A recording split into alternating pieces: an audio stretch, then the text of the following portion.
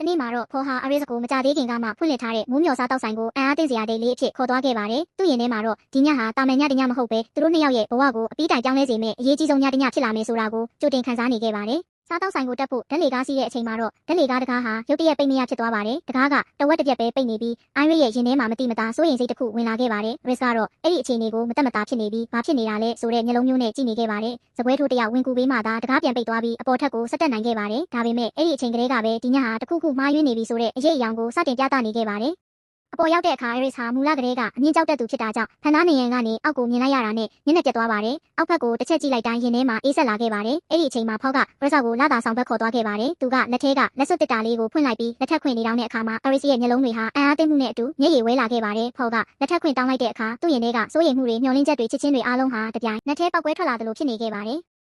S ကလည်းသူမမှာဖော့ရဲ့ရင်သွေးလေးကိုကိုဝင်ဆောင်ထားကြောင်းပြောပြလိုက်တဲ့အခါဖော့ရဲ့မျက်နှာပေါ်မှာယုံကြည်နိုင်လောက်အောင်ကြီးမားတဲ့ပျော်ရွှင်မှုတစ်ခုပေါ်လာပြီး Iris ကိုတင်းတင်းဖတ်ထားခဲ့ပါတယ်။သူ့စိတ်ထဲမှာတော့မကြခင်မှာမိသားစုအသစ်လေးတစ်ခုစတင်တော့မယ်။သူတို့နှစ်ယောက်ရဲ့အနာဂတ်ဟာလှပပြီးလုံခြုံမယ်ဆိုတဲ့အိမ်မက်တွေတစ်ခုပြီးတစ်ခုပေါ်လာခဲ့ပါတယ်။ Iris လည်းမျက်ရည်တွေကြားကနေပြုံးနေခဲ့ပြီးအဲ့ဒီအခိုက်အတန့်ဟာသူတို့ဘဝရဲ့အလှဆုံးအချိန်လိုထင်ရခဲ့ပါတယ်။ဒါပေမဲ့အဲ့ဒီပျော်ရွှင်မှုဟာမကြခင်မှာပဲအိမ်မက်ဆိုးတစ်ခုအဖြစ်ပြောင်းလဲသွားတော့ပါတယ်။